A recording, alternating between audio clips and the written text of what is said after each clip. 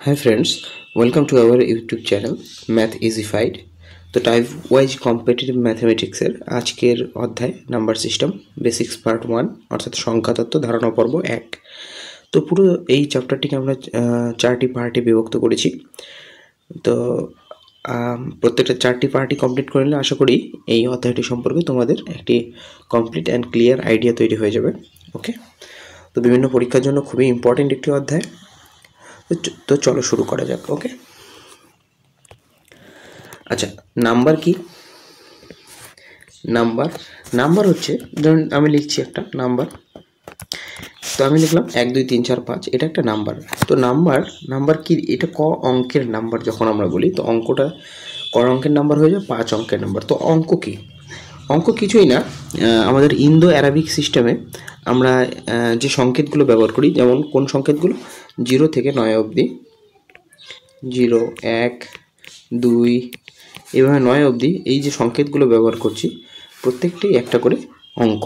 ঠিক আছে, তো আমরা এই সংকেতটাকে কি বলি? 0 বলি, এই সংকেতটাকে 1 মানে 1 বলি, ঠিক আছে, এটাকে 2 বলি, 2 বলি। তো এটা এই ইন্দো অ্যারাবিক সিস্টেমে এই সংকেতগুলোকে আমরা কি বলছি? ডিজিট বলছি। তো আমাদের কাছে কটা ডিজিট আছে? আমাদের কাছে 10টা ডিজিট আছে, 0 থেকে 9 অবধি। ওকে, আচ্ছা, তারপরে হচ্ছে ফেস ভ্যালু। ফেস ভ্যালু কথাটার অর্থ কি? আচ্ছা, ফেজ ভ্যালু বোঝার আগে আমি প্লেস ভ্যালু সম্পর্কে বলেছি, স্থানিক মান সম্পর্কে। আমি সংখ্যা লিখলাম একটা 2 1 4 5 7, ঠিক আছে, এই সংখ্যাটা এখানেও লিখছি। আচ্ছা, স্থানিক মান বলতে কি? আমরা জানি, ছোটোবেলায় শিখেছি যে 7 কতর ঘরে আছে? এককের ঘরে, 5 দশকের ঘরে, 4 কত শতকের ঘরে, আর 1 আছে সহস্রের ঘরে, 2 কতর ঘরে আছে? দেখো, এবার এখানে যদি আমি বলি 4-এর স্থানিক মান কত, আমি কি বললাম? 4-এর স্থানিক মান। তো 4 কতর ঘরে আছে? শতকের ঘরে, মানে 4-এর পরে আরও কটা ডিজিট আছে? 2টো ডিজিট আছে। তো আমি 4কে রেখে ডান দিকের যে ঘরগুলো আছে, যেমন ডান দিকে কটা ঘর আছে? আরও 2টো ঘর আছে, এককের এবং দশকের। ঠিক আছে, তার মানে 4-এর স্থানিক মান কত হয়ে গেল আমার? 400। ঠিক আছে, আর ঠিক আমি যদি বলি এখানে 4-এর আক্ষরিক মান বা ফেস ভ্যালু কত, তাহলে শুধু 4ই বলবো। তো ফেস ভ্যালুর ক্ষেত্রে ওই অঙ্কটার যা মান, যেমন 4-এর ফেস ভ্যালু এখানে এই সংখ্যাটায় 4-এর ফেস ভ্যালু 4ই হবে, 5-এর ফেস ভ্যালু 5ই হবে। তো ওই ডিজিটটা নিজে হবে। ঠিক আছে, আর প্লেস ভ্যালুর ক্ষেত্রে কোনো একটা সংখ্যায় অঙ্কটি কোথায় অবস্থান করছে তার উপর নির্ভর করবে। ঠিক আছে, আমি যদি বলি এখানে 1-এর প্লেস ভ্যালু কত, তাহলে আমি 1-এর পিছনে কটা শূন্য দিয়ে দেবো? 3টে শূন্য দিয়ে দেবো। ঠিক আছে, আশা করি বুঝতে পেরেছ। আচ্ছা, চল। আচ্ছা, এবার যে ন্যাচারাল নাম্বার বা স্বাভাবিক সংখ্যা। ন্যাচারাল নাম্বার কোনগুলো ফ্রেন্ডস? এটা খুবই ইজি। ন্যাচারাল নাম্বার হচ্ছে শূন্য বাদ দিয়ে, 1 থেকে 2 3 এভাবে অসীম অবধি, 1 থেকে অসীম অবধি সমস্ত সংখ্যাকে আমরা কি বলবো? স্বাভাবিক সংখ্যা বলবো। ওকে, আর সমগ্র সংখ্যা বা হোল নাম্বার কাকে বলবো? হোল নাম্বার হচ্ছে 0 আবিষ্কার হওয়ার পরে স্বাভাবিক সংখ্যার সঙ্গে আমরা অ্যাড করে দিয়ে যখন করে দিয়েছি, তখন এই পুরো সিরিজ থেকে 0 থেকে অসীম অবধি এই যে পুরো কমপ্লিট এই সংখ্যাগুলো, এগুলোকে কি বলেছি আমরা? সমগ্র সংখ্যা বা হোল নাম্বার বলেছি। পূর্ণ সংখ্যা কোনগুলোকে বলি? পূর্ণ হচ্ছে মাইনাস অসীম থেকে শুরু করে 0 হয়ে প্লাস অসীম অবধি সমস্ত সংখ্যাকে আমরা কি বলি? ইন্টিজার বলি বা পূর্ণ সংখ্যা বলি। আর জোড় বিজোড় তোমাদেরই জানা, যে সংখ্যাকে আমরা 2n আকারে লিখতে পারি, অর্থাৎ 2-এর গুণিতক, অথবা 2n + 1 আকারে লিখতে পারি, তাদেরকে বলি। তো 2n আকারে যেটাকে লিখতে পারি সেটাকে জোড় বলি, আর 2n আকার n+1 আকারে যেটাকে লিখতে পারি সেটাকে আমরা বিজোড় বলি। তো একটা জোড় সংখ্যা থেকে জাস্ট তার পরবর্তী জোড় সংখ্যার মধ্যে পার্থক্য 2-এর, ঠিক আছে, আর বিজোড় সংখ্যার মধ্যেও ঠিক অনুরূপ, জাস্ট একটা বিজোড় সংখ্যা এবং তার পরবর্তী বিজোড় সংখ্যার মধ্যে পার্থক্য কত? ঠিক 2-এর। ওকে, চলো নেক্সট। এবার থাকলো প্রাইম নাম্বার আর কম্পোজিট নাম্বার, অর্থাৎ মৌলিক আর যৌগিক সংখ্যা। আচ্ছা, মৌলিক সংখ্যা কোনগুলো? আমি লিখছি কয়েকটা মৌলিক সংখ্যা। তো 2 হচ্ছে একমাত্র জোড় সংখ্যা যেটি কিনা মৌলিক, আর কোনো জোড় সংখ্যা নেই যেটাকে আমরা মৌলিক বলবো, ঠিক আছে? তো 2 একমাত্র জোড় এবং মৌলিক সংখ্যা, ঠিক আছে? আর 1কে কিন্তু আমরা মৌলিক সংখ্যার মধ্যে রাখি না, ঠিক আছে? তো মৌলিক সংখ্যা কাকে বলবো? আমরা জানি যে যে সমস্ত সংখ্যাকে কোনো সংখ্যা দ্বারাই ভাগ যায় না, 1 এবং ওই সংখ্যাটা বাদে অন্য কোনো সংখ্যা দ্বারা ভাগ যায় না, সেই সমস্ত সংখ্যাকে কি বলবো? মৌলিক সংখ্যা বলবো। অর্থাৎ যে সংখ্যার কোনো গুণনীয়ক নেই ওই সংখ্যা, এবং 1 বাদে অন্য কোনো গুণনীয়ক নেই, তাকেই বলবো মৌলিক সংখ্যা, ঠিক আছে? আর যৌগিক সংখ্যা কাকে বলবো? যৌগিক সংখ্যা যেমন আমি লিখছি 15, 12। তো যে সংখ্যার 1 এবং ওই সংখ্যাটা বাদেও আরও গুণনীয়ক থাকবে, যেমন 15কে কত দিয়ে ভাগ যায়? 3, 5, ঠিক আছে? আর 12কে কত দিয়ে ভাগ যায়? 3, 4, 6, ঠিক আছে? 2।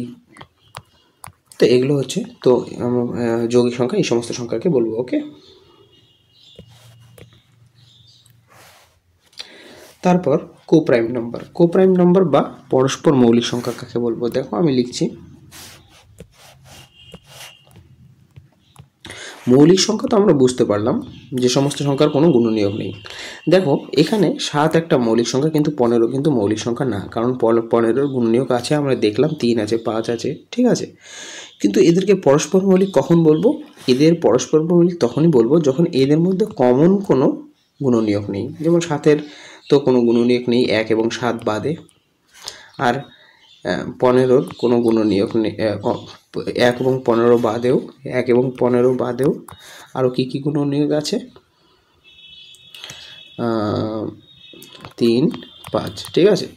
তো 1 বাদে এখানে আর কি কোনো কমন গুণনীয়ক আছে 7 এবং 15-এর মধ্যে? নেই, ঠিক আছে? এটাকে যদি আমরা সহজ করে বলি তাহলে এমনটা হবে যে যে সমস্ত সংখ্যার যে দুটি সংখ্যার, যেমন যে দুটি সংখ্যার গসাগু হচ্ছে 1, সেই সমস্ত সংখ্যাকে আমরা কি বলি?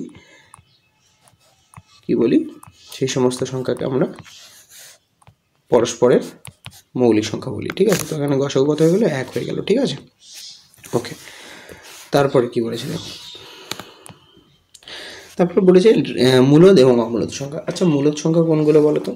মূলদ সংখ্যা কিছুই না, যে সমস্ত সংখ্যাকে আমি p/q আকারে লিখতে পারবো, আর কিউ কখনো 0 হবে না, ঠিক আছে? নট ইকুয়াল টু 0, ঠিক আছে? মানে আমি 2/3 লিখতে পারি, 3/5 লিখতে, 5/3 5/6 লিখতে পারি, ঠিক আছে? এরকমভাবে 22/7 লিখতে পারি। আচ্ছা, এবার অমূলদ সংখ্যা কোনগুলো? অমূলদ সংখ্যাকে আমরা বলি যে আমরা পুনঃপণিক জেনেছিলাম। পুনঃপণিকের ক্ষেত্রে কি হয়? পুনঃপণিকের ক্ষেত্রে আমি যেমন 10/3কে যদি পুনঃপণিকের আকারে প্রকাশ করি তাহলে আমার পুনঃপণিক এরকম আসবে যে 3টা বারবার ফিরে আসবে, একই অঙ্কটা 3 বারবার ফিরে আসছে, মানে একই অঙ্ক বারবার ফিরে আসছে দশমিক ভগ্নাংশের ক্ষেত্রে, ঠিক আছে?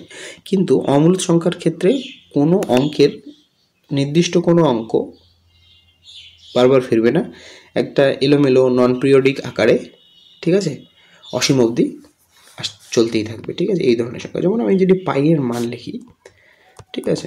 1, 4, 1, 5, 9, 2, 6, 5, 3, 5, 9, এরকমভাবে দেখো পাইয়ের মানটা আসছে। এখানে আমরা কিন্তু কোনো অঙ্কের দশমিক ভগ্নাংশটিতে কোনো দশমিকের পর কোনো অঙ্কের কিন্তু নির্দিষ্ট কোনো অঙ্কই কিন্তু নির্দিষ্ট প্যাটার্নে ফিরে আসছে না, ঠিক আছে? তো আর এটা অসীম অবধি চলতে থাকে। তো এই ধরনের নন পিরিয়ডিক ইনফাইনাইট ডেসিমালকে বলা হয় অমূলদ সংখ্যা।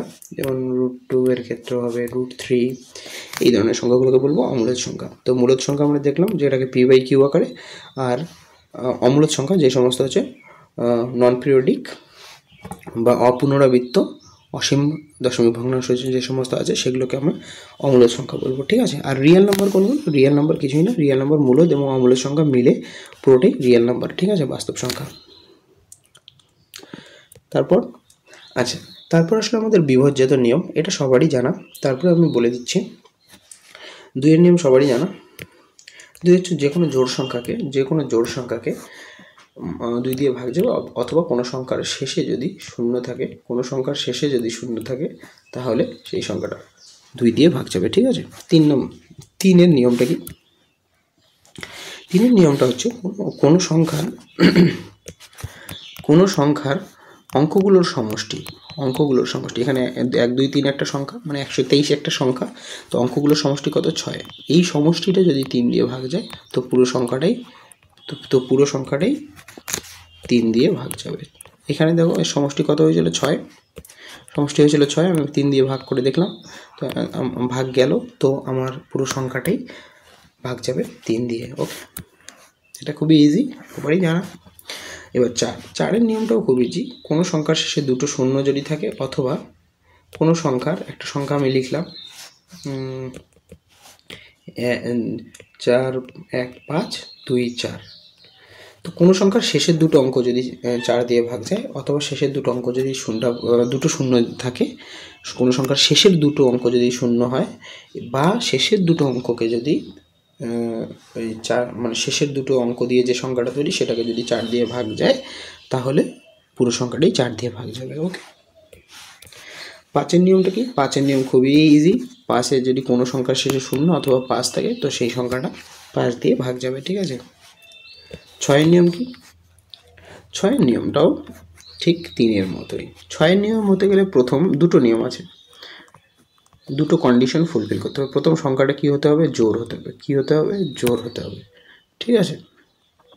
তারপর কি হতে হবে? 3 দিয়েও ভাগ যেতে হবে। 3 দিয়ে ভাগ যাওয়ার নিয়ম কী ছিল? অঙ্কগুলো যোগ করে 3 দিয়ে ভাগ গেলে যাবে। যেমন আমি একটা জোড় সংখ্যা লিখছি 216, তারপর আমি কি করব? 3 দিয়ে ভাগ যায় কিনা এটাকে চেক করব। 3 দিয়ে ভাগ যেতে গেলে আমাকে কি করতে হবে? অঙ্কগুলোকে যোগ করতে হবে। অঙ্কগুলো যোগ করলে যোগফল কত হচ্ছে? 9। তো 9কে 3 দিয়ে ভাগ যায়, তো পুরো সংখ্যাটাই 216কে পুরো সংখ্যাটাই কত দিয়ে ভাগ যাবে? 6 দিয়ে ভাগ যাবে। ওকে। নেক্সট 7-এর নিয়মটা দেখো। 7-এর নিয়মটা একটু ব্যতিক্রম, এটা মনে রেখো।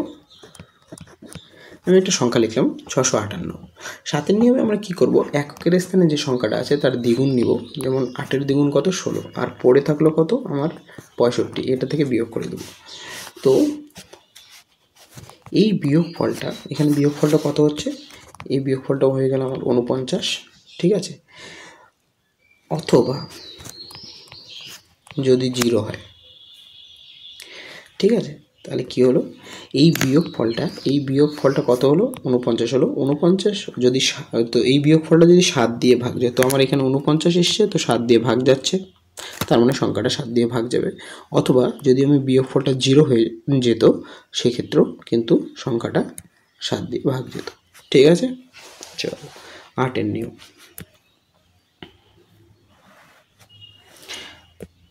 8-এর নিয়ম হলো যে কোনো সংখ্যার শেষে 3টে শূন্য থাকবে, অথবা একটা সংখ্যা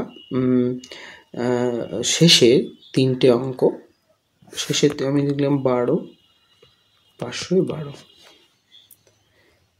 ঠিক আছে। শেষের 3টে অঙ্ক 8 দিয়ে ভাগ যেতে হবে। ঠিক আছে। শেষের 3টে অঙ্ক 8 দিয়ে ভাগ যেতে হবে। ঠিক আছে। তাহলে সংখ্যাটা কি হবে? 8 দিয়ে বিভাজ্য হবে। ওকে। তো কি বললাম? কোনো সংখ্যার শেষের 3টে অঙ্ক যদি 8 দিয়ে ভাগ যায়, অথবা শেষের 3টে অঙ্ক 0 হয়, ঠিক আছে, সেক্ষেত্রে সংখ্যাটা কি হবে? 8 দিয়ে ভাগ যাবে। ঠিক আছে। তারপর নিয়ম 9-এর নিয়ম। 9-এর নিয়ম ঠিক 3-এর মতোই। 9-এর নিয়মটা ঠিক 3-এর মতোই। কেমন? দেখো 9-এর নিয়ম 3-এর মতো কীভাবে? যে আমি 3-এর নিয়ম কি বলেছিলাম? যে অঙ্কগুলোর সমষ্টি যদি কোনো সংখ্যার অঙ্কগুলোর সমষ্টি যদি 3 দিয়ে ভাগ যায় তাহলে সংখ্যাটা 3 দিয়ে ভাগ যাবে। 9-এর ক্ষেত্রেও ঠিক একই। 9-এর ক্ষেত্রে হচ্ছে কোনো সংখ্যার অঙ্কগুলোর সমষ্টি যদি 9 দিয়ে ভাগ যায়, তাহলে সংখ্যাটাও 9 দিয়ে ভাগ যাবে। ওকে।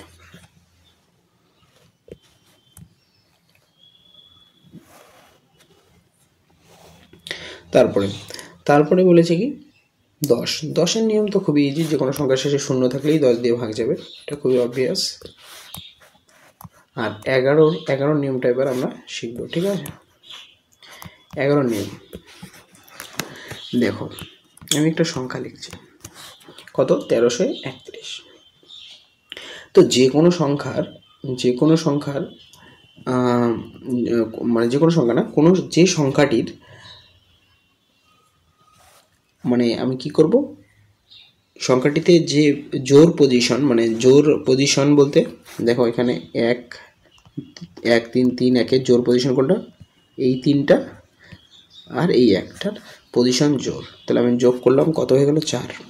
আর বেজোড় পজিশনে কে আছে, এই 1 আর এই 3, বিয়োগফল কত, যোগফল কত হয়ে গেল 4, বিয়োগ করলে কত হচ্ছে আমার 0, ঠিক আছে। তো অথবা বিয়োগফলটা যদি এমন হতো যে আমার কত দিয়ে ভাগ যাচ্ছে, 11 দিয়ে যদি বিয়োগফলটা বিভাজ্য হতো, বিয়োগফলটা যদি 11 দিয়ে ভাগ যেত, সেক্ষেত্রে আমি সংখ্যাটাকে কি বলতাম, 11 দিয়ে ভাগ যাবে, ঠিক আছে। তো আমি একটা সংখ্যা লিখছি, দেখো 11 দিয়ে, 11 নিয়মটা আরও ভালোভাবে বোঝার জন্য 2 5 9 কত হলো, 2 5 9 7 আর 9 16 16, তো এখানে লিখলাম 4 1, এটা একটা সংখ্যা লিখলাম, দেখো 2 4 5 1 9, ঠিক আছে, সরি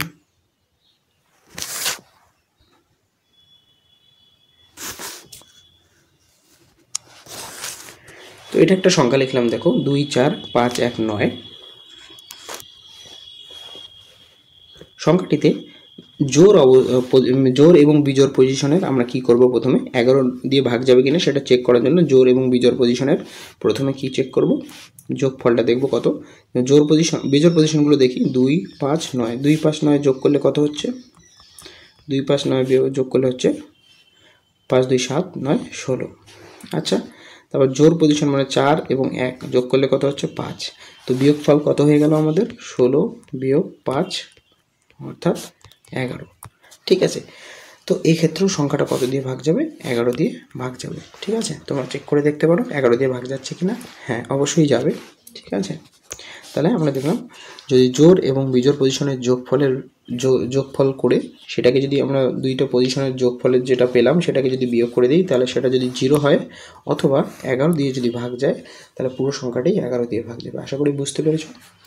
চলো নেক্সট হচ্ছে আমাদের এককের স্থান। এককের স্থান মানে আমাদের কোন অঙ্কগুলো যেমন খুবই চাই, যেমন আমি একটা সংখ্যা দিলাম, বলবে যে এই সংখ্যাটা মানে 73-এর পাওয়ার 205 এর এককের স্থান আমরা শিখেছি এখনই একটু আগেই, ঠিক আছে। তো এককের স্থানে যে সংখ্যাটা পাবো সেটা কত পাবো, ঠিক আছে।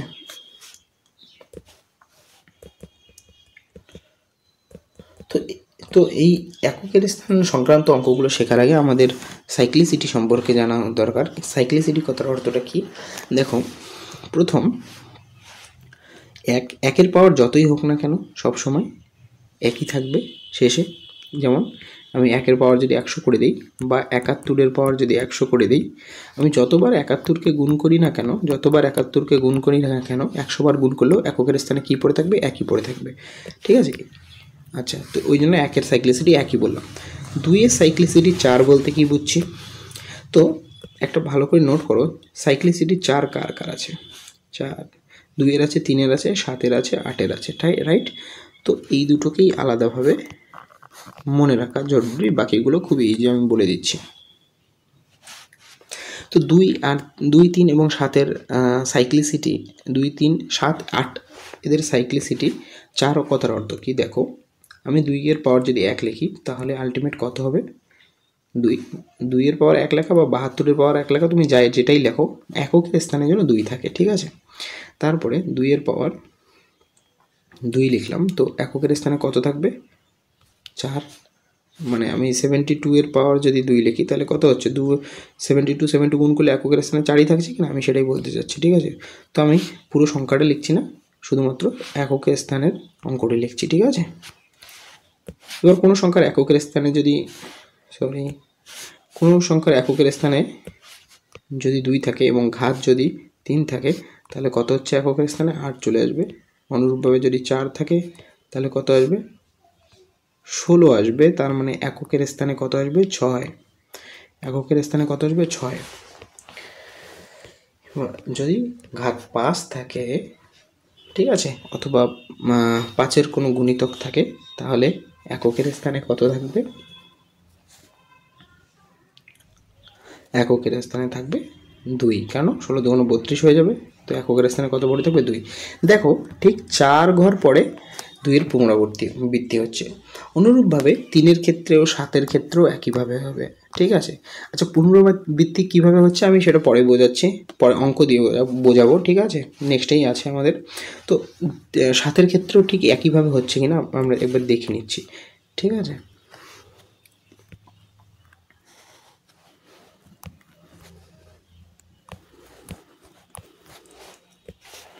তো 7-এর পাওয়ার 1 করলে কত হচ্ছে 7ই থাকছে। 7-এর পাওয়ার 2 করে দিলে কত হচ্ছে 7-এর পাওয়ার 2 করে দিলে 7 7 49 হয়ে যাচ্ছে। 7-এর পাওয়ার 3 করে দিলে 7 লং 63 3 হয়ে যাচ্ছে। 7-এর পাওয়ার 4 করে দিলে 3 7 21 হয়ে যাচ্ছে। 7-এর পাওয়ার 5 করে দিলে 7 1 7 হয়ে যাচ্ছে। তো দেখো এখানেও 4 ঘর পর, ঠিক আছে, আমাদের কি হচ্ছে 7-এর পুনরাবৃত্তি হচ্ছে এককের স্থানে। এইভাবে 2-এরও হয় এবং 2 3 8 7 এই 4টা ডিজিটের পুনরাবৃত্তি 4 ঘর পর পর হয়, ঠিক আছে। এবার বাকিগুলো খুবই ইজি। বাকি কি বলেছে 4 এবং 9। দেখো 4 এবং 9-এর নিয়মটা একই। যদি 4-এর পাওয়ার জোর হয়, জোর কথার অর্থ 2n, তাহলে কি হবে এককের স্থানে সবসময় 6 থাকবে। আর 9-এর পাওয়ার যদি জোর হয় মানে 2 দিয়ে ভাগ যায় যে সমস্ত, এককের স্থানে সবসময় 1 থাকবে। 9 লং 81 4 4 16, বুঝতেই পারছো। এবার 4-এর পাওয়ার যদি বেজোর হয় তো সবসময় এককের স্থানে কি থাকবে 4ই থাকবে, ঠিক আছে। আর 9-এর পাওয়ার যদি বেজোর হয় তাহলে এককের স্থানে 4-এর পাওয়ারও এখানে বেজোর আর 9-এর পাওয়ারও বেজোর, ঠিক আছে, তাহলে এককের স্থানে কি থাকবে 9ই থাকবে, ঠিক আছে। এতটুকু শুধু মনে রাখবে। তো 4 এবং 9-এর পাওয়ার যদি বেজোর হয় এককের স্থানে ওই অঙ্কটা নিজেই থাকবে। শুধুমাত্র যদি জোর হয়ে যায় তাহলে আমরা 4-এর ক্ষেত্রে 6 পাবো আর 9-এর ক্ষেত্রে 1 পাবো এককের স্থানে, ঠিক আছে। আর কিছু থাকলো না তাহলে এখানে।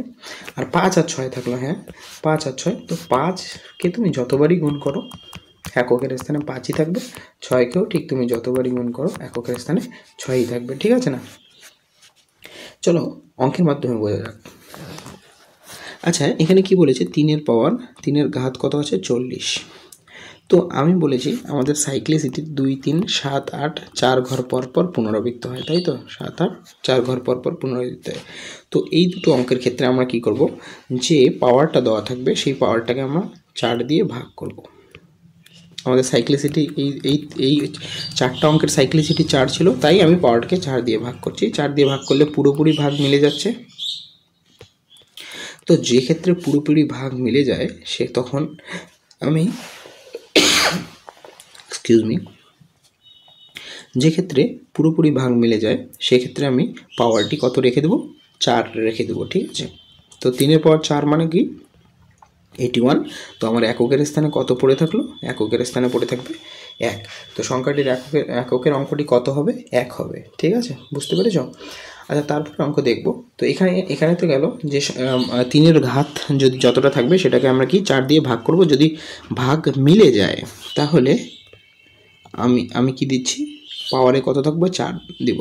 আর যদি অবশিষ্ট থাকতো কোনো কিছু তাহলে অবশিষ্টটা পাওয়ারে দিতাম, ঠিক আছে। চলো নেক্সট অঙ্কে এটা ক্লিয়ার হয়ে যাবে। দেখো 73-এর পাওয়ার 98 দিয়েছে।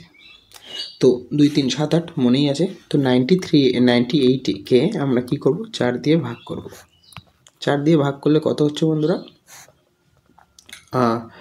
তোমরা করো, 4 2 8, 18, তাহলে কত, 4 4 16, অবশিষ্ট কত থাকলো? 2। ঠিক আছে, তাহলে আমি কি করব এক্ষেত্রে? এর আগের অঙ্কটাতে আমার 40 ছিল, এর আগের অঙ্কটাতে আমার কী ছিল? 40 ছিল, পুরোটাই মিলে গেছে আর ভাগশেষ কিছুই ছিল না। তো কি সেক্ষেত্রে আমরা ঘাত কত রেখেছি? 4ই রেখেছি। আর এখানে দেখো ভাগশেষ আমার কত হচ্ছে? 2। তো আমি এখানে 3-এর ঘাত কত রাখবো? 2 রাখবো। আর 9-এর ক্ষেত্রে আমি কি বলেছি? 9-এর পাওয়ার যদি বেজোড় হয়, এখানে আছে কি? হ্যাঁ, না মিশে দিয়েছি। 9-এর পাওয়ার যদি বেজোড় হয়, বেজোড় তাহলে কি আসে? যেমন তোমরা গুণ করে দেখতে পারো, বেজোড়, ঠিক আছে? তাহলে কত হচ্ছে? এককের স্থানে 9 থাকছে, বা একটা 9 থাকলেও 9। তো 9-এর পাওয়ার বেজোড় হলে সবসময় এককের স্থানে 9ই থাকে। 6-এর একটু আগেই বললাম, 6কে তুমি যতবারই গুণ করো না কেন, এই যে 6কে তুমি যতবারই গুণ করো না কেন, কী থাকবে? এককের স্থানে সবসময় 6ই থাকবে। ঠিক আছে, তাহলে কত হয়ে গেল? 9 9 6, 18 আর 6 24, তার মানে এককের স্থানে কত থাকবে আমার? 4 পড়ে থাকবে। ঠিক আছে, আশা করি বুঝতে পারছো। চলো নেক্সট অঙ্কটা দেখা যাক। নেক্সট অঙ্কতে কী বলেছে? 7-এর পাওয়ার 98। তো আমরা দেখো, আমি বলেছিলাম যে সাইক্লিসিটি 2 3 7 8, ঠিক আছে, 2 3 7 8, এই দুটো সাইক্লিসিটি 4। তো আমরা 98কে 4 দিয়ে ভাগ করব। 98কে 4 দিয়ে ভাগ করলে আমাদের অবশিষ্ট কত থাকছে? 2। তাহলে 367-র পাওয়ার কত আছে? না, এটা এখানে লিখছি না, আর একবারে বলে দিচ্ছি। তো এখান থেকে 367-র পাওয়ার 98 হলে আলটিমেট আমাদের কত থাকছে? 7-এর উপর পাওয়ার থাকছে 2। কারণ কি? 98কে আমরা 4 দিয়ে ভাগ করে দেখব, অবশিষ্ট কত থাকবে? 2 থাকবে। তো 7-এর পাওয়ার এখানে 2 হয়ে যাবে। তারপরে 3-এর, ঠিক আছে, তো 3-এর সাইক্লিসিটি কত? 3-এর সাইক্লিসিটিও 4। ঠিক আছে, মানে 4 ঘর পর পর পুনরাবৃত্ত হয় এককের অঙ্কটি। ঠিক আছে, তাহলে 3 অঙ্কের সংখ্যা আছে, তো আমাদের পুরো সংখ্যাটাকে ভাগ করার দরকার নেই। শেষের দুটো ডিজিটকে আমরা 4 দিয়ে ভাগ করে দেখব। ঠিক আছে, তাহলে আমার কত হচ্ছে? 4 2 8, 4 1 84, তার মানে আমার অবশিষ্ট কত থাকলো? 3। তাহলে 3-এর পাওয়ার এখানে কত হয়ে যাচ্ছে? 3-এর পাওয়ার হয়ে যাচ্ছে 3। আচ্ছা, 4-এর পাওয়ার কি বলেছিলাম? যদি 4-এর পাওয়ার বেজোড় থাকে তাহলে কি হবে? বেজোড় থাকলে এককের অঙ্কে সবসময় 4ই থাকবে, আর জোড় থাকলে কি হবে? 6 থাকবে। তো এখানে কি থাকবে? 6 হবে, কারণ 4-এর এখানে 134-এর পাওয়ার কি আছে? 134 আসে। 134-এর পাওয়ার 134 আছে, তার মানে 4-এর পাওয়ার জোড় আছে, তো সেক্ষেত্রে আমি 6 লিখলাম। ঠিক আছে, আর এখানে 9-এর পাওয়ার কি আছে? 9-এর পাওয়ার বেজোড় আছে। 9-এর পাওয়ার বেজোড় থাকার অর্থ কি ফ্রেন্ডস? 9ই থাকবে।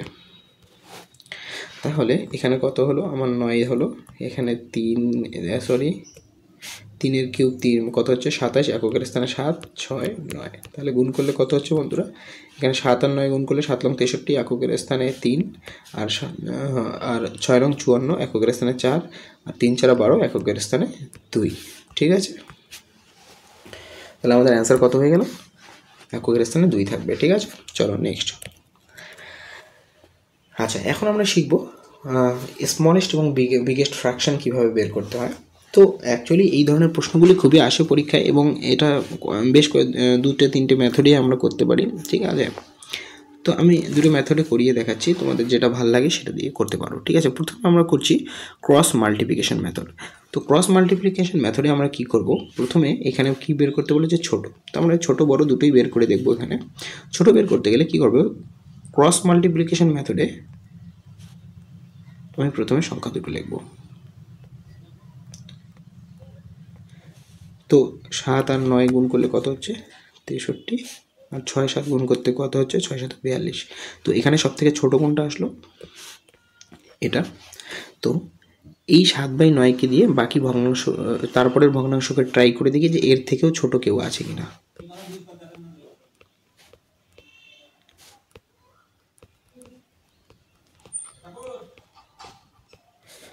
তো 5 7 35, 4 9 36, ঠিক আছে। তো এবং তারপরে ভগ্নাংশটার সঙ্গে যখন আমি টেলি করলাম তাহলে কত হয়ে গেল, এইখানেও এই ভগ্নাংশটা ছোট থাকলো আমার, ঠিক আছে, আর 4/5 বড় হয়ে গেল। তারপরে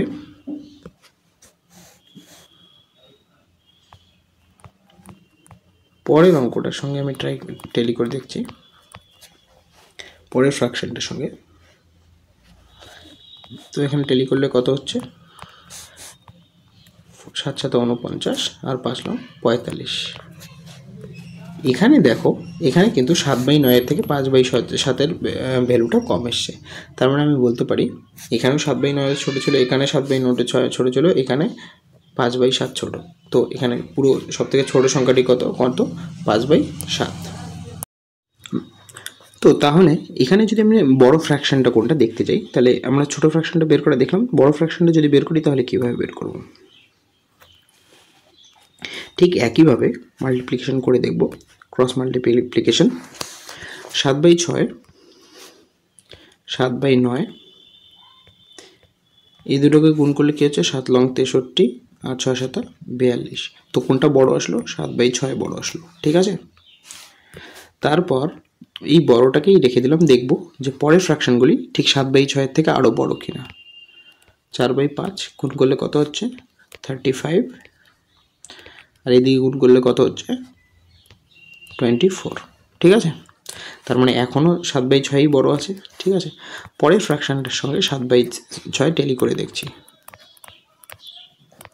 7 7 49, 5 7 35, ঠিক আছে। তো এক্ষেত্রেও 7/6 বড়। তো পুরো বলতে পারি যে এই ভগ্নাংশটিতে 7/6 সব থেকে বড় ফ্র্যাকশন। ওকে, চলো নেক্সট করে দেখা যাক। তো ফ্রেন্ডস, আরও এই ধরনের ইন্টারেস্টিং ম্যাথ পেতে অবশ্যই আমাদের চ্যানেলকে সাবস্ক্রাইব করো, লাইক শেয়ার কমেন্ট করতে ভুলো না। ওকে, তো চলো নেক্সট অঙ্কটা দেখা যাক। হ্যাঁ, এটা মনে হয় এর আগের অঙ্কটা কপি হয়ে গেছে, ডুপ্লিকেট এটা। ওকে, চলো নেক্সট অঙ্কটা। আচ্ছা সরি, এর আগের অঙ্কটা আমি আর একটা মেথডে করাতে চেয়েছিলাম তোমাদের, যে ক্রস মাল্টিপ্লিকেশন বাদেও আর একটা মেথড আছে, আরও অনেক মেথড আছে, তার মধ্যে আমি আর একটা মেথডে করিয়ে দিই। দেখো যে 7 6 7 9 4 5 5 7, এখানে আমি কি করব, সিম্পলি সবার উপর লবগুলোতে কি করব, একটা করে 0 দিয়ে দেবো। তাহলে এটাকে ভাগ করলে কত হচ্ছে, দেখো 6 11 66 থাক, আর আমি ফ্র্যাকশনে যাচ্ছি না, ঠিক আছে, আগে এমনিতেই দেখছি। তারপরে কত হচ্ছে 8 লং 72, মানে বেশি হয়ে যাচ্ছে, তাহলে 7 লং 63-তে রেখে দিচ্ছি। 5 8 40, এটা পুরোপুরি মেরে গেল, ঠিক আছে। আর এখানে 7 7 49, দেখো দুটো 7 এসছে। আর এখানে কিন্তু আমার অবভিয়াস হয়ে গেছে, দেখো এখানে আমাদের ভাগফল এটার 11 এসছে, তো এটা সব থেকে বড়। আমরা এর আগেও ক্রস মাল্টিপ্লিকেশন মেথডেও বের করেছিলাম যে 7/6টি সব থেকে বড়। ওকে, তো এখন ছোট নিয়ে সমস্যা হয়ে গেল, এখানে 7, এখানেও 7। তাহলে আমি কি করব, 7কে 50 দিয়ে ভাগ করার পরে কি পড়েছিল 1 49, তারপরে 1 পড়ে থাকে, তাহলে 7কে 7, মানে 7-এর পরে এক ঘর দশমিক নিলাম, আর এখানে এক ঘর দশমিক নিয়ে দেখি 7 লং 63 পড়ে থাকে কত 7, তো দশমিক থেকে একটা শূন্য আসবে, আবার 70 আসলো, তার মানে 7 লং 63 আবার হবে, ঠিক আছে। তাহলে দেখা গেল যে 5/7 সব থেকে ছোট, অর্থাৎ কারণ এখানে ভ্যালুটা কত আসলো 7.1, আর এখানে 7.7, তো এই দুটোর মধ্যে কোনটা ছোট হয়ে গেল 5/7। তাহলে সবার মধ্যে কোনটা ছোট হয়ে গেল, আমাদের এখানে পুরো ক্লিয়ার হয়ে যাচ্ছে। দেখো, হ্যাঁ, আমরা বলতে পারছি যে এটা সব থেকে ছোট, এটা সব থেকে বড় একবারেই। তো তোমাদের যেটা ভালো লাগে, যে মেথডটা ভালো লাগে সেই মেথডেই করতে পারো, ঠিক আছে। চলো নেক্সট অঙ্কটা দেখা যাক। আচ্ছা, এই অঙ্কটা লেখার একটা কারণ আছে, এটা তেমন আলাদা কিছু না, তোমরা ওই মেথডেও করতে পারো, কিন্তু আমি আর একটু অবজারভেশন রিলেটেড একটা জিনিস বলে দিচ্ছি, যে যখন ফ্র্যাকশন দিবে তখন আমাকে কি ফ্র্যাকশনগুলোকে ভালো মতো অবজার্ভ করতে হবে। দেখো এখানে লব এবং হরের মধ্যে ডিফারেন্স প্রত্যেকটি ফ্র্যাকশনেই সেম, মানে কত 1 1 1 1। তো এই ধরনের যদি কোনো ফ্র্যাকশন থাকে ঠিক আছে, তাহলে আমাদের কি বলবো, যার লব বড় হবে সেই ভগ্নাংশটি বড় হবে, এবং যার লব ছোট হবে তার তার মান সব থেকে ছোট হবে। তো এখানে লব বড় কার সব থেকে? 7/8-এর। তো 7/8 এখানে বৃহত্তম ভগ্নাংশ। ঠিক আছে, আশা করি বুঝতে পেরেছো। চলো নেক্সট অঙ্কটা দেখা যাক।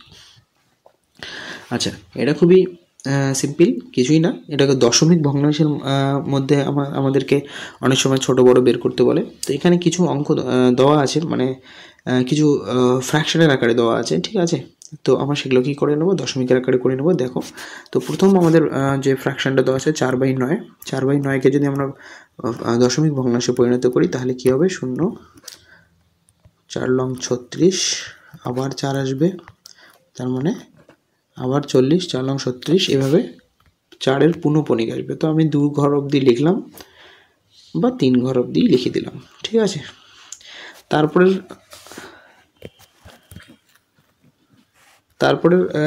যেটা আছে সেটা কি আছে, তারপরের ফ্র্যাকশনটা রুট ওভার দেওয়া আছে 9/49। আচ্ছা, 9/49 রুট তুলে দিলে কত, 9-এর রুট 3 আর 49-এর রুট 7। তো এটাকে ফ্র্যাকশনে প্রকাশ করলে কত হচ্ছে, দশমিক দিয়ে একটা শূন্য নিয়ে নিলাম। ঠিক আছে, তাহলে কত হচ্ছে, আমি 4 দেব, 4 7 28, 2 পরে থেকে 0 আসবে। ঠিক আছে, 0 আসলো, আবার কত দেব,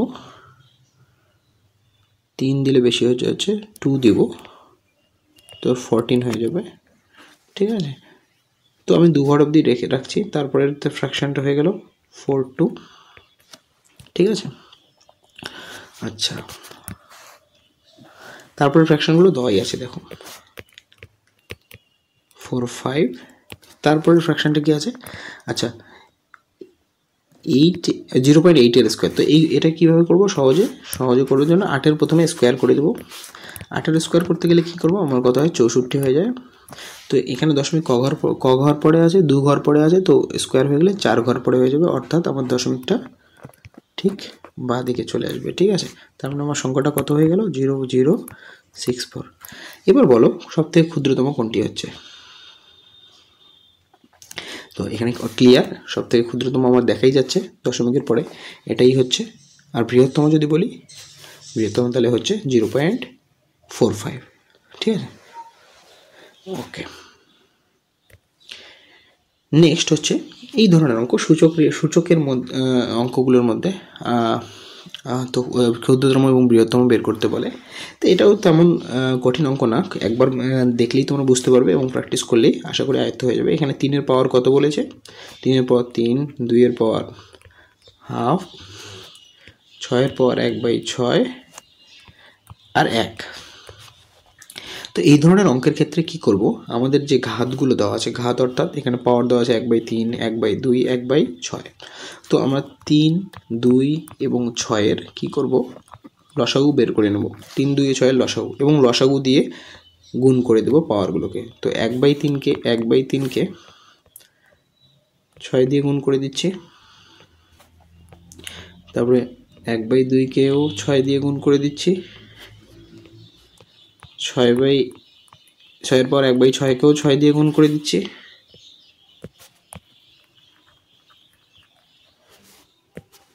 তারপরে 1-এর পাওয়ারও 6 করে দিলাম।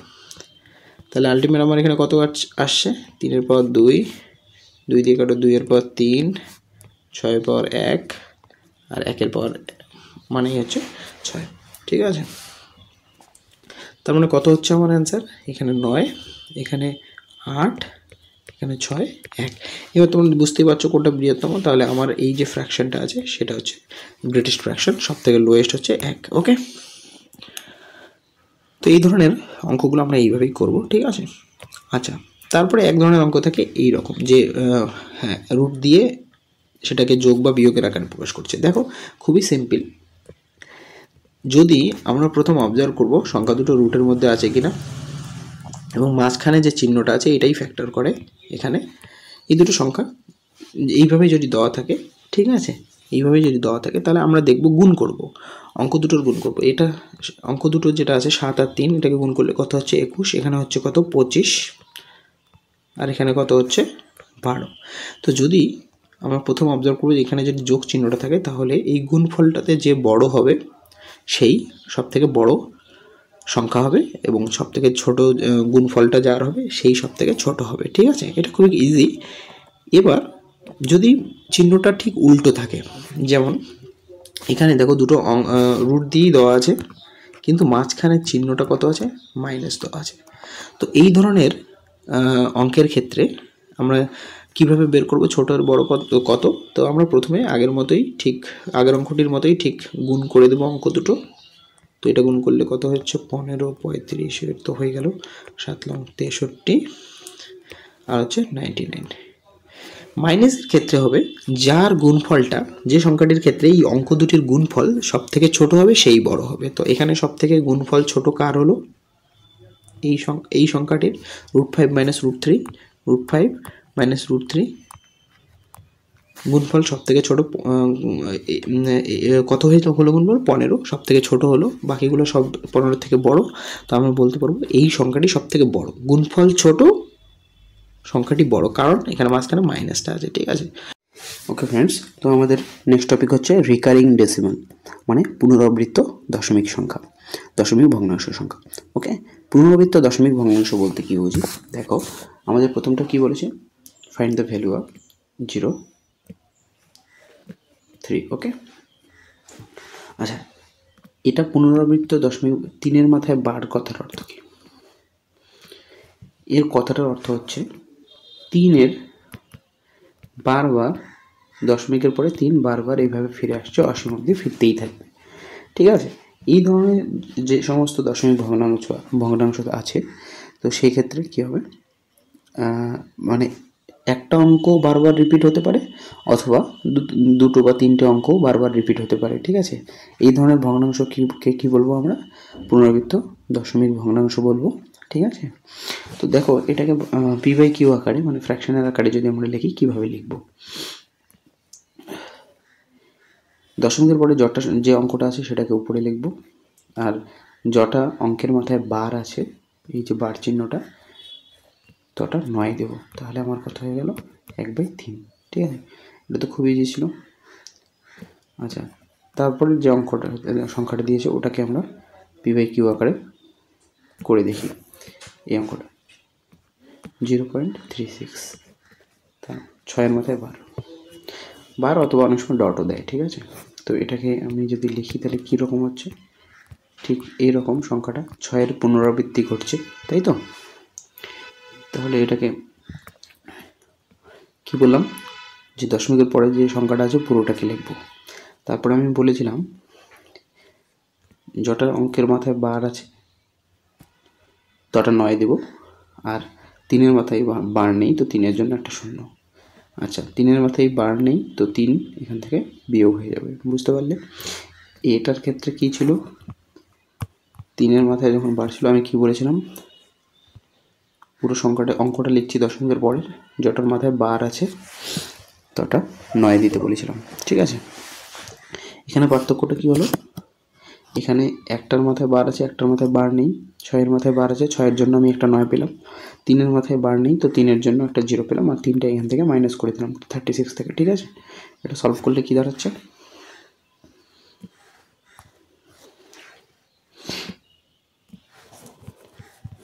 33/90, মানে 11/30। ওকে, চলো নেক্সট অঙ্কটা দেখা যাক। সরি,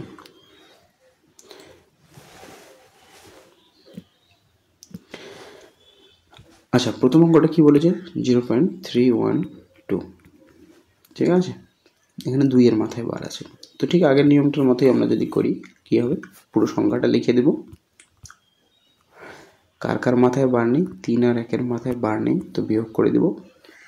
কার মাথায় বার আছে, শুধুমাত্র 2-এর মাথায় বার আছে, আর কার কার মাথায় বার নেই, দুটো অঙ্ক, 3 আর 1-এর মাথায় বার নেই, তো আমরা দুটো 0 পেয়ে যাব। ঠিক আছে, তাহলে আমার বিয়োগ করলে কত টিকছে, এখানে 1, আর টিকছে 28, আর নিচে 0। ঠিক আছে, তো এইভাবেই আমরা বের করতে পারবো। ঠিক আছে, এটাকে সিম্পলিফাই করে আমরা লিখতে পারি, সিম্পলিফাই হবে কি, এটা থাক, এভাবেই রেখে দিচ্ছি, সিম্পলিফাই হবে না এটা। ঠিক আছে, এভাবে। আচ্ছা, তারপরে দেখো কি বলেছে, তারপরটা বলে দিয়েছে 1.227 মাথায় বার। এই কথাটার অর্থ কি, 27 বারবার রিপিট হবে। দেখো কীভাবে, 27 27 27, ঠিক এইভাবে পুনরাবৃত্ত হতেই থাকবে। ঠিক আছে, তো এটাকে কিউ আকারে কীভাবে লিখবো, দেখো আগেরগুলোর থেকে এটা একটু আলাদা। এতক্ষণ আমাদের দশমিকের আগে কোনো মান ছিল না, এখানে আমি দশমিকের আগে প্রথম একটা মান পেয়ে গেলাম। কত থাকলো, দশমিকের আগে 1। ঠিক আছে, তো কীভাবে লিখবো, কিছুই না, একটাকে আমি আলাদা করে রেখে দিলাম। ঠিক আছে, প্লাস করে দিলাম।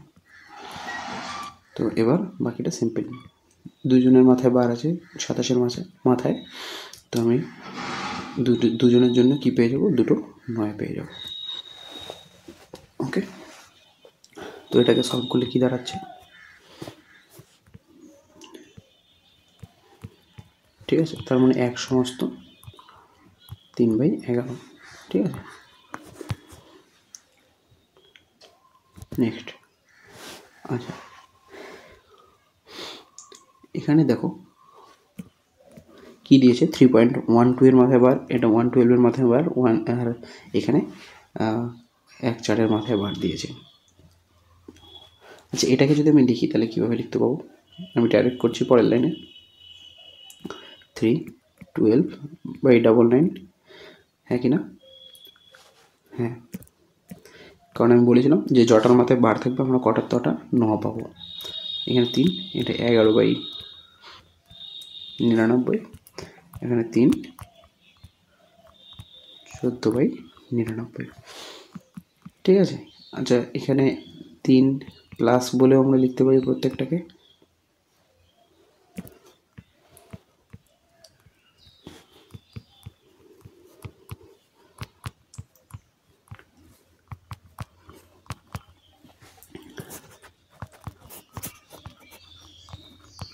ওকে, তাহলে আমার কত হয়ে যাচ্ছে, 3 3 3 9, আর এই পাশে আমার নিচে লসাগু 9, আর 12 যোগ 11 যোগ 14 হয়ে যাচ্ছে, রাইট।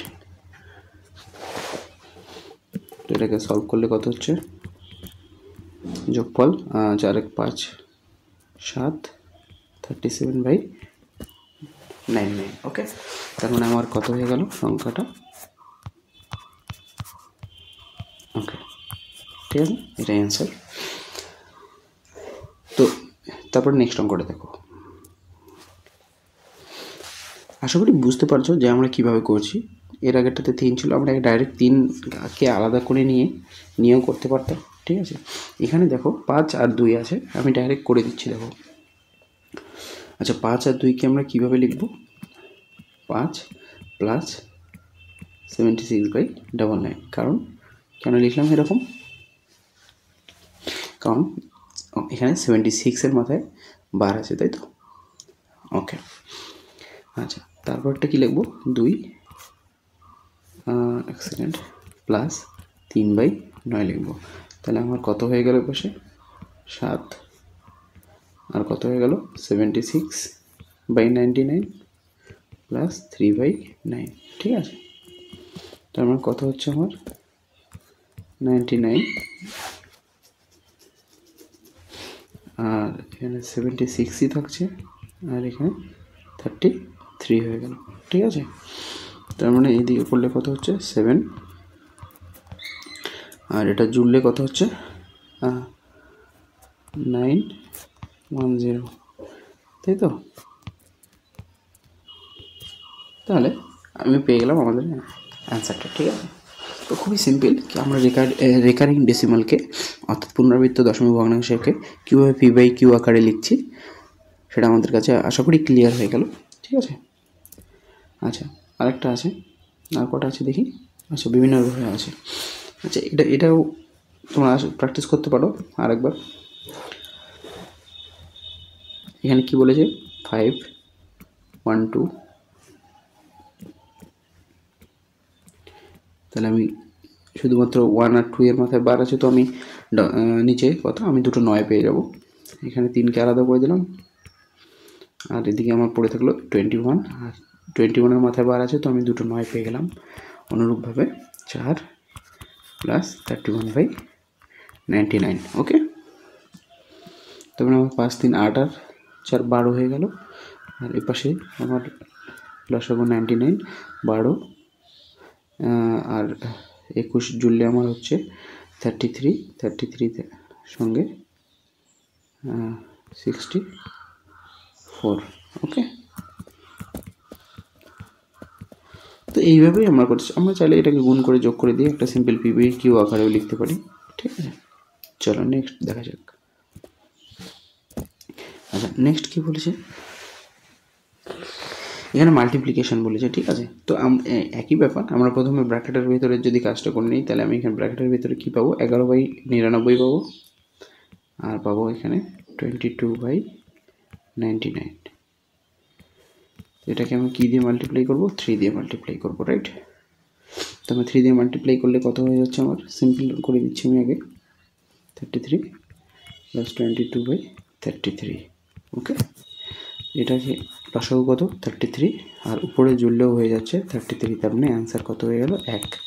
ঠিক আছে, নেক্সট। আচ্ছা, এবার আসলো আমাদের এই অমূলদ সিরিজের মান নির্ণয়গুলো। ঠিক আছে, তো এই ধরনের অঙ্কগুলো পরীক্ষায় অনেক বাড়ি এসছে। ঠিক আছে, তো এই ধরনের অঙ্কগুলো আমরা কিভাবে করব, তো এই ধরনের অঙ্কর অনেক ভ্যারাইটি আছে, সেটা আমাদের প্রথমে আইডেন্টিফাই করা বেশি জরুরি। ঠিক আছে, সেটা আইডেন্টিফাই করতে গেলে আমাকে কী করতে হবে, এই যে সিরিজটা দেওয়া থাকবে, এই সিরিজটাকে ভালো মতো অবজার্ভ করতে হবে যে কীভাবে দেওয়া আছে। আমরা ঠিক দেখব যে অনেক ধরনের সিরিজ আছে, আমি সবগুলোই রেখে দিয়েছি যত ধরনের সিরিজ থাকতে পারে। ঠিক আছে, তো চলো আমাদের প্রথম সিরিজটা দেখা যাক। ওকে,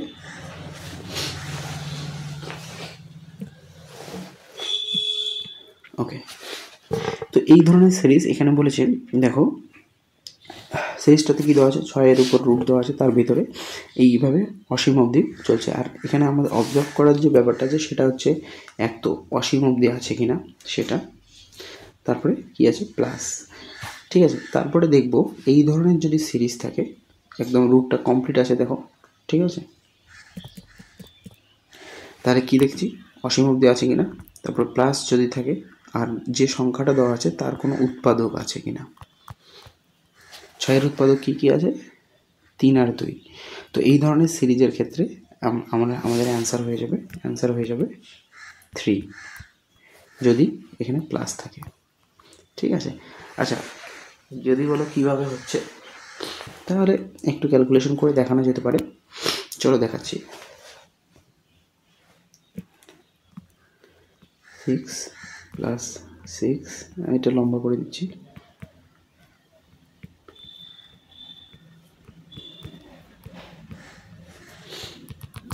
এটাকে আমি এক্স ধরে নিলাম। ঠিক আছে, আচ্ছা, এবার আমি যদি দুপাশে স্কোয়ার করে দিই তাহলে কি হবে, স্কোয়ার করে দিলে আমার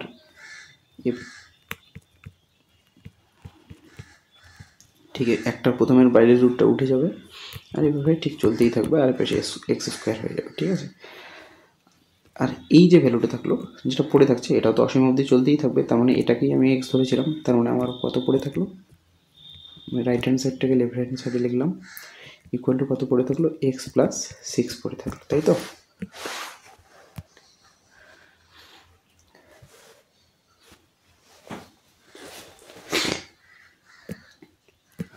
তাহলে এটাকে আমি নিয়ে আসছি, এটাকে মিডিল টার্ম বা তোমার ফ্যাক্টরাইজেশনের মাধ্যমে যেভাবে বের করো, তাহলে আমার অ্যান্সারটা কত হয়ে যাবে, এক্স মাইনাস 3, মানে ফ্যাক্টরাইজেশন করলে কী হবে, ইকুয়াল টু 0 হবে, এক্স মাইনাস 3 আর এক্স প্লাস 2 ইকুয়াল টু 0 হবে। তাহলে এক্স ইজ ইকুয়াল টু আমাদের কত হয়ে যাবে, 3 হয়ে যাবে। ঠিক আছে, তো এইভাবেই অ্যাকচুয়ালি বের করা যায়, এইভাবে অনেক টাইম টেকিং হয়ে যাবে। তো সেক্ষেত্রে আমরা জাস্ট অবজার্ভ যদি করি সিরিজটাকে ভালো মতো, তাহলে আমরা অ্যান্সারটা ডিরেক্টলি বলতে পারবো। ঠিক আছে, আচ্ছা, এই সিরিজটাই, এই ধরনের সিরিজেই যদি প্লাসের জায়গায় মাইনাস দেওয়া থাকতো তাহলে অ্যান্সার কত হয়ে যেত? 2 হয়ে যেত। ঠিক আছে, দেখি মনে করি, মনে হয় পরের অঙ্কটা ঠিক একই, ওই অঙ্কই আছে। হ্যাঁ দেখো, এর আগে সিরিজটা ছিল, এখানে 6 ছিল আর প্লাস ছিল, অসীম ছিল। 3টে অবজারভেশন আমি করতে বলেছি, যে প্রথমে দেখবো সিরিজটা অসীম কিনা। হ্যাঁ, এই সিরিজটা অসীম।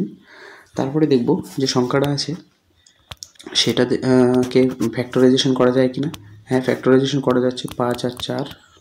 ঠিক আছে, তারপরে দেখব প্লাস আছে কি মাইনাস আছে। ঠিক আছে, তো রুটে তো কভার আছেই, তো প্লাস কিনা মাইনাস, এখানে মাইনাস। তো প্লাসের ক্ষেত্রে আমরা এই ফ্যাক্টরের সবথেকে বড় যে ইয়েটা, এটাকে কী বলবো আমি, গুণিতক। ঠিক আছে, 20 গুণিতক যেটা থাকছে 5 আর 4, 4-এর মধ্যে যদি এটা প্লাস হতো তাহলে আমি 5 অ্যান্সার নিতাম, যেটা এর আগের অঙ্কটা ছিল 6 ছিল। 6-এর ফ্যাক্টর কত ছিল? 3 আর 2, তো আমি নিয়েছিলাম অ্যান্সার 3। তো যদি এখানে মাইনাস থাকে, আমার অবজারভেশনে আমি যদি দেখি যে সিরিজটাতে মাইনাস দিয়ে করা আছে, সেক্ষেত্রে আমার অ্যান্সার হয়ে যাবে ছোট উৎপাদকটা। ঠিক আছে, তার মানে অ্যান্সার হয়ে যাবে 4। ওকে, কীভাবে? ওই ঠিক আগের মতোই আমি যদি ওই করি তাহলে আমরা পেয়ে যাবো এইরকম সিরিজটা ইজিক্যাল টু 0। ঠিক আছে, তো এক্স ইজিক্যাল টু 4 হয়ে যাবে। এর আগের মতো যদি আমি এক্স ধরে সলভ করি তাহলে এরকমই হবে। তো এটা খুব ইজি অঙ্ক, বা অবজার্ভ করেই অ্যান্সার করা যায়। ঠিক আছে, চলো নেক্সট। আচ্ছা, এবার দেখো, এই অবজার্ভ করো, এখানে অসীম অবধি আছে সিরিজটা, প্লাস আছে, কিন্তু যে সংখ্যাটা দেওয়া আছে তাকে তুমি ফ্যাক্টরাইজ করতে পারো না, মানে সংখ্যাটা মৌলিক সংখ্যা। ঠিক আছে, তো এই ধরনের অঙ্কের অ্যান্সার আমরা কীভাবে বের করব? ঠিক আছে, এই ধরনের অঙ্কের অ্যান্সার আমরা দেখো আমি লিখছি, যদি প্লাস থাকে তাহলে আমরা লিখব 4x + 1 + 1/2। তার মানে কত হয়ে গেল? এক্সের মান এখানে 5, মানে এই সিরিজে যেটা দেওয়া আছে, মানে এর ভিতরে হয়ে গেল রুটের ভিতরে 21, সরি রুটটা বড় করে দিয়ে দিলাম, রুট হবে 4 × 5 = 20, 21 + 1/2, এটাই অ্যান্সার হয়ে যাবে। ঠিক আছে, তো এটা তোমরা নোট করে রাখতে পারো। এই ধরনের সিরিজ, আমি প্রথমে সিরিজটা অবজার্ভ করো, সিরিজটা ইনফাইনাইট কিনা। হ্যাঁ, ইনফাইনাইট। সংখ্যাটা কী আছে? প্লাস, যে সংখ্যাটা দেওয়া আছে তার কোনো ফ্যাক্টর আছে কিনা? ফ্যাক্টর নেই। আর কিসে দেওয়া আছে? প্লাস দেওয়া আছে চিহ্নটা। তো সেক্ষেত্রে আমরা এইভাবে পরে অ্যান্সারটা বের করবো। ঠিক আছে, আচ্ছা এবার দেখো, সিরিজটা এখানেও অসীম, চিহ্নটা মাইনাস দেওয়া আছে, আর যে 7 দেওয়া আছে সেটাও মৌলিক সংখ্যা, মানে কোনো ফ্যাক্টর নেই। তাহলে কিভাবে করব? ঠিক আগের সূত্রটাই, শুধু একটু চেঞ্জ হয়ে যাবে, এখানে -1 চলে আসবে। ঠিক আছে,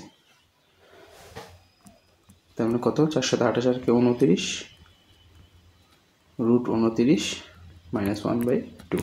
ঠিক আছে, আশা করি বুঝতে পারছো। ওকে, চলো। আচ্ছা, এবার দেখো এই অঙ্কটা কীভাবে করব। এই অঙ্কটাতে আবার বলছি, আমি অবজার্ভ করা খুবই জরুরি। এই দেখো, এখানে 42 দিয়ে যে সিরিজটা দেওয়া আছে সেটা আমাদের জাস্ট প্রথমে সিরিজ কী আছে? ইনফাইনাইট আছে।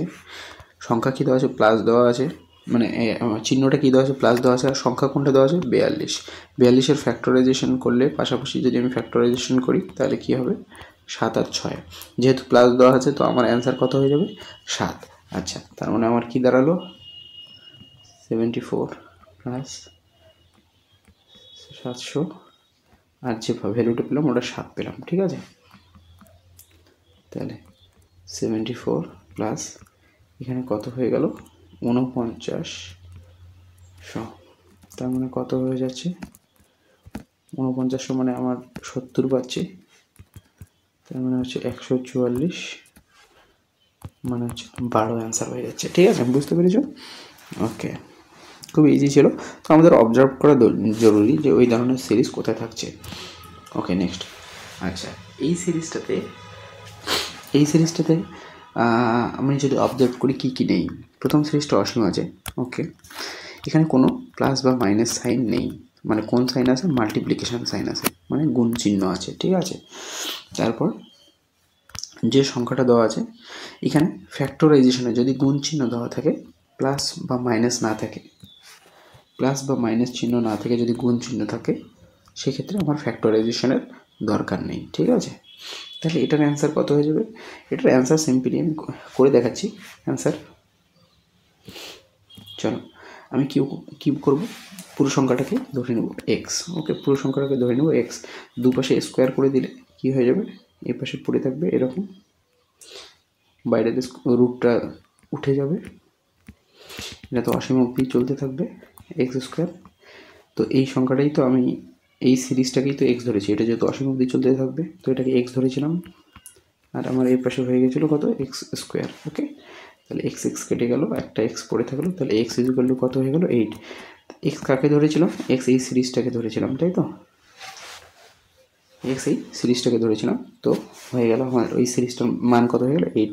তো আমি এইভাবে অবজার্ভ করব, যদি এই ধরনের কোনো সিরিজ থাকে আমাকে সলভ করার দরকারই নেই। ঠিক আছে, ডাইরেক্টলি আমি অ্যান্সারটা বলতে পাবো।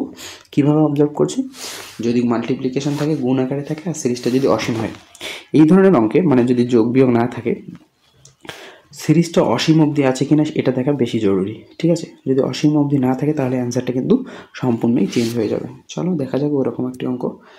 এই দেখো, একই সিরিজ 5 দিয়ে দিয়েছে কিন্তু এখানে অসীম অবধি সিরিজটি নেই।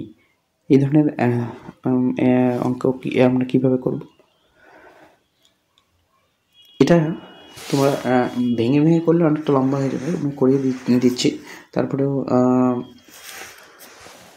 একটা শর্টকাট নিয়ম দিচ্ছি কীভাবে আমরা এর মান বের করব। ঠিক আছে, তো তোমরা লিখতে পারো 5, তারপরে হচ্ছে 2 টু দি পাওয়ার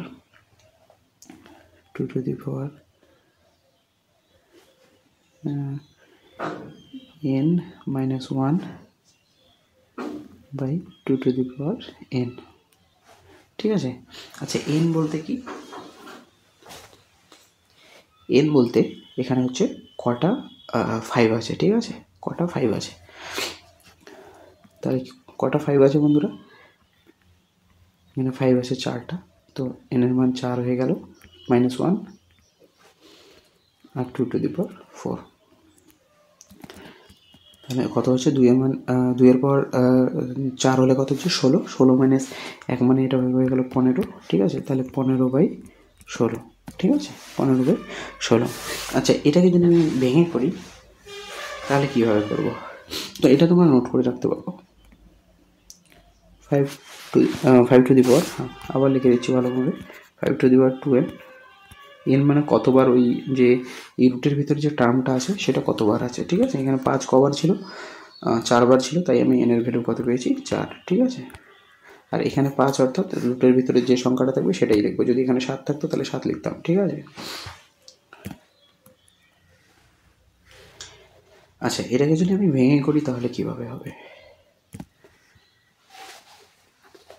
তো এটাকে আগের মতোই এক্স ধরে নিচ্ছি, তাহলে এক্স আমি স্কোয়ার করে দিলাম, তাহলে কত থাকলো, বাইরে একটা 5 পড়ে থাকছে, তারপরে 3টে 5 এইভাবে থাকবে, তাই তো।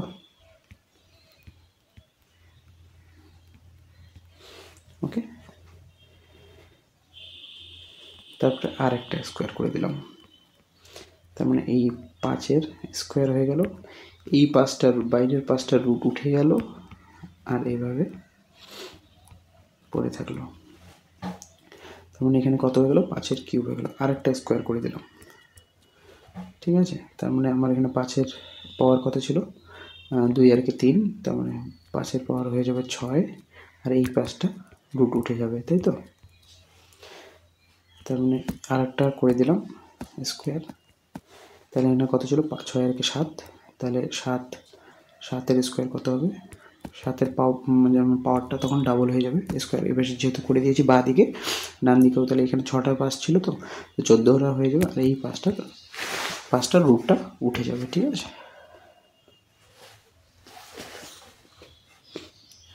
তার মানে কত হলো, x to the power 16 equal to 5 to the power 15। ঠিক আছে, তার মানে x ইকুয়াল টু কত হলো, 5 টু দি পাওয়ার 15/16। 16, ঠিক আছে। তো এইভাবেই আমরা করবো এই অঙ্কগুলো, ঠিক আছে। চলো নেক্সট অঙ্কটা দেখা যাক। আচ্ছা, নেক্সট আজকে নেই, আমরা এরপরে সিরিজে নিয়ে আসবো আরও আমাদের নাম্বার সিস্টেম রিলেটেড আরও বিভিন্ন ধরনের অঙ্ক, ঠিক আছে। তো আমরা এটা পুরো চ্যাপ্টারটাকে 4টা পার্টে বিভক্ত করেছি, ঠিক আছে। প্রত্যেকটা টাইপে আমরা ধীরে ধীরে বেসিকগুলো কভার করব। তো প্লিজ যদি ভালো লেগে থাকে তো আমাদের চ্যানেলকে অবশ্যই সাবস্ক্রাইব করো এবং লাইক শেয়ার কমেন্ট করতে ভুলো না। Thank you.